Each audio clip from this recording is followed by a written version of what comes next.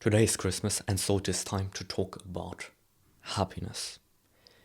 It's been some time since I last recorded the video on happiness, and so allow me to read out loud my most recent lesson, or you could also say discovery, because I have learned why the vast majority, about 95% of our suffering and of our happiness is mental and has nothing to do with our external conditions. It boils down to this. Your mind is finite. The universe is infinite. Your finite mind cannot perceive the infinite reality all at once. So, your mind constructs a version of reality based on what you pay attention to. When you focus on positivity, you get positivity. When you focus on negativity, you get negativity. When you're in the middle and don't focus on anything in particular, you also get negativity, because the universe is so large and hostile that if your attention is random, it has a much higher probability to hit something negative than something positive. So both pain and pleasure boil down to attention. This is why there are happy people in misery and miserable people in wealth. Someone poor may look at the sky and conclude that it is beautiful, while someone rich may, instead of looking at the sky, read an email, which is negative most of the time, and thus suffer. This is also why people can experience the same exact thing and conclude very different things. Chances are they focused on completely different parts, and also the story they tell in their head also made them interpret things in a different way. And interpretation itself is also just a selection of what's relevant and what is not. Similarly, that's the reason why hedonic adaptation exists. We typically don't pay attention to the things that do not change.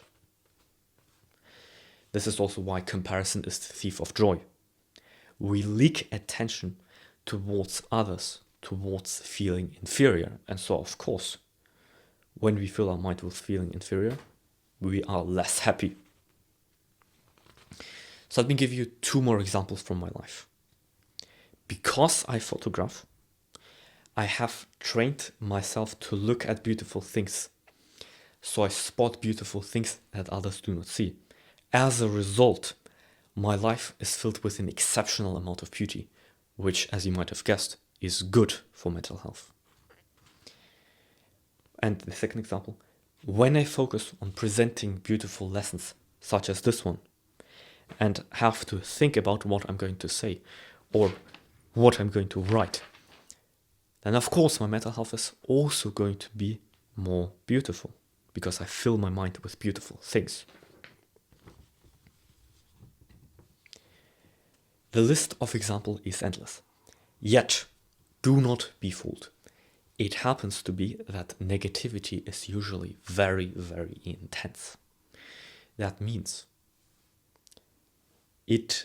when we have negativity, it usually fills our entire attention, entire cognitive bandwidth. When you break your leg, that's the only thing you can think about.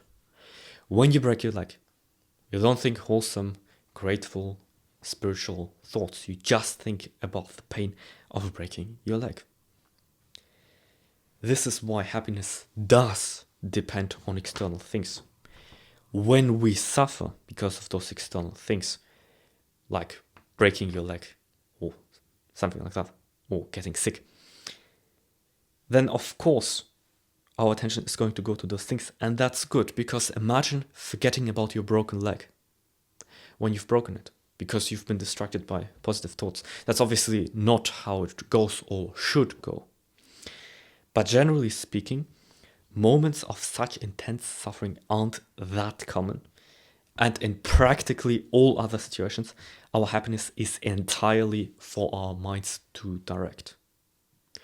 This is why 98% of our life is mental, 2% is physical and external. Of course, some lives are more physical and external than others. But generally speaking, you don't break your leg every 2 minutes.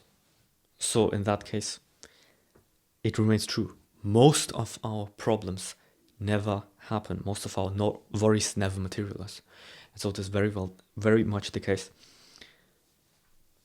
that 95 or 99% of our suffering is internal. And so is 95 or 99% of our pleasure. I am not saying that it is always easy or possible to control your attention, but you have a lifetime to improve at it. If you picked 100,000 people and you sorted them by happiness, the happiest 3 would be monks. Why do you think that is? I can tell you what it is. They learned to control their attention to an extent incomprehensible to most. They meditate so much it would be insane for them not to be able to control their attention. I will leave you to think about the implementations for your life. But I can give you this. Protect your attention. This is the most valuable thing you have. If your goal is not to suffer and to live a life worth living, control your attention, protect your attention. And so I hope that this is a good Christmas message. If this video inspired you, we'll see you in the next one, and Merry Christmas.